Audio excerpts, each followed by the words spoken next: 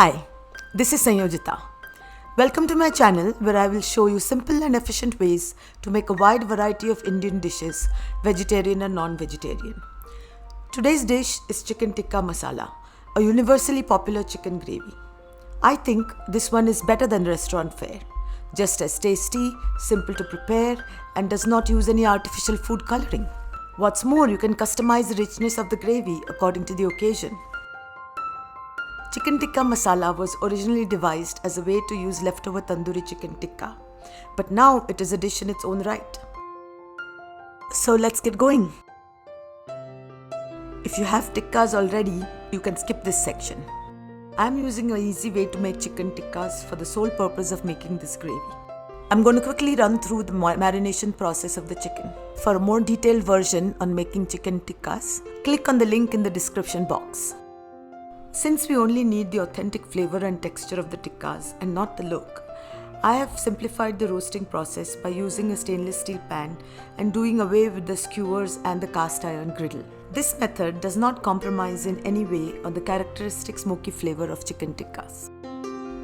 Before you begin, the chicken should be at room temperature and the pan should be quite hot. Make sure the ghee coats the entire surface of the pan. The heat should be high or medium high. Add the chicken directly on the pan. There is no need to skewer it. The flat, hot pan helps to quickly evaporate the juices secreted by the chicken. The whole process of roasting the tikkas will take 8 to 10 minutes. Leave the chunks undisturbed until they brown on the bottom. Then flip them over.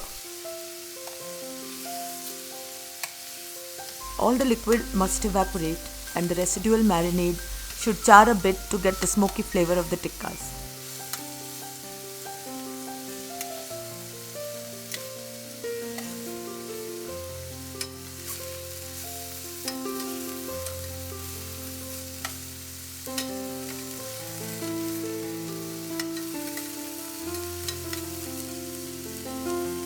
The pieces are browned on all sides and the juices are sealed. Since there is a fair amount of moisture in the pan, I am going to cook the tikkas without covering them. Scrape out any excess marinade to prevent blackening.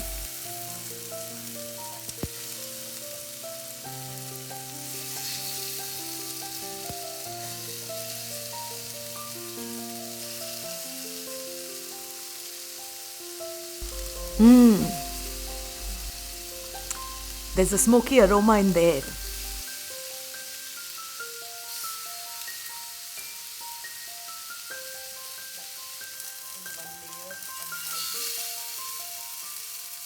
All done. Take the tikkas out in a bowl. Never mind the pan. It looks awful, but cleans easily. Check out the bonus video at the end. Now for the gravy. The kadai is hot. Add ghee or oil. Half a tablespoon is plenty for now. Then the garlic and green chilies. Toss around until the garlic is golden. About 30 seconds. Green chilies are not usually added to chicken tikka masala, but I like their contrasting green color. Some cumin powder.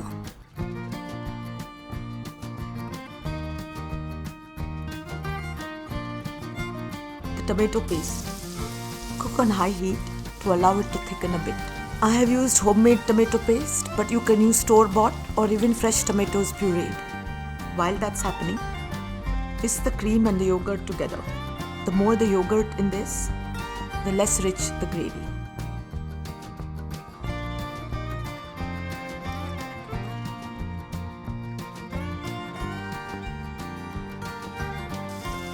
Some salt. The tomato paste is thickening nicely.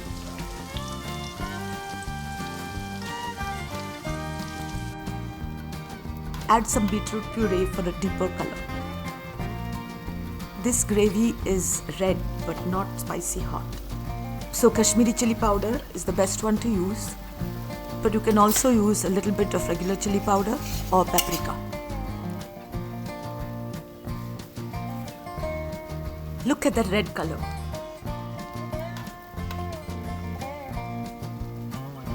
Now we can add the tikkas.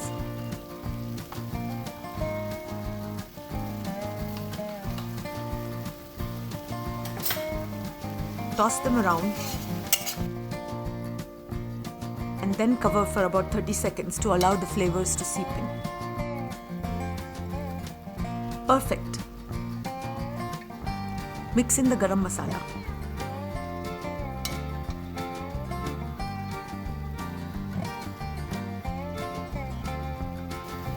This looks good enough to eat as is. Add in the cream yogurt mixture, 2 tablespoons at a time. Incorporate that before adding more. If you add it all at once, it can curdle and the gravy will be grainy rather than smooth. If you taste the gravy right now, you will be able to taste the yogurt in it. We don't really want that. The yogurt is only added to make the gravy less rich. Cover and let it simmer for about a couple of minutes. Almost done. Now we can simmer it uncovered for another couple minutes. And this is how it looks. Reduced and homogeneous. Adjust the seasonings. I need a bit more garam masala and cumin powder. But that's it.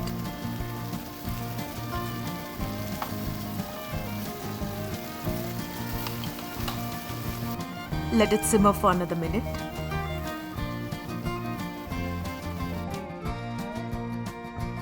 Transfer to a serving bowl. Chicken Tikka Masala is ready and we can serve it just as is right now. But I'm going to do one more step, which is optional and really more for the look, just to make the dish extra special. It's an additional tadka that we will pour on top as garnish. It has to be done just before serving.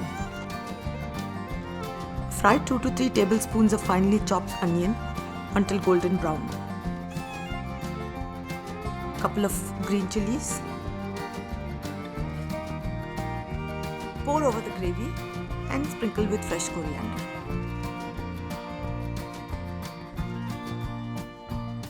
Now we are ready to serve. I'm going to serve this with lachha paratha and a simple eggplant paratha. But first, let's take a couple of minutes to see how I cleaned our dirty tikka pan. If you want, you can skip to the very end. This is just a reminder of how the pan was when we took the tikkas out. Fill it with water, hot if it is available to you, otherwise bring to a boil. As the water is boiling, scrape out all the stuck-on stuff. It comes out easily. The brush helps. This is what is left after throwing away all that water. Just a little more water. I'm just moving the brush around. I'm not applying any pressure. It's very easy. Everything's coming out so easily. That's the magic of tri-ply. Okay, so now we are finally ready to serve our meal of chicken tikka masala, eggplant bharta and lachha paratha. That's all for today. I hope you enjoyed making chicken tikka masala with me. If so, do like and share this video with your friends. Let me know which recipes you would like to see in future videos and any other feedback in the comment section. Please subscribe to my channel and hit the notification bell so I can get you more such content. Thank you for watching.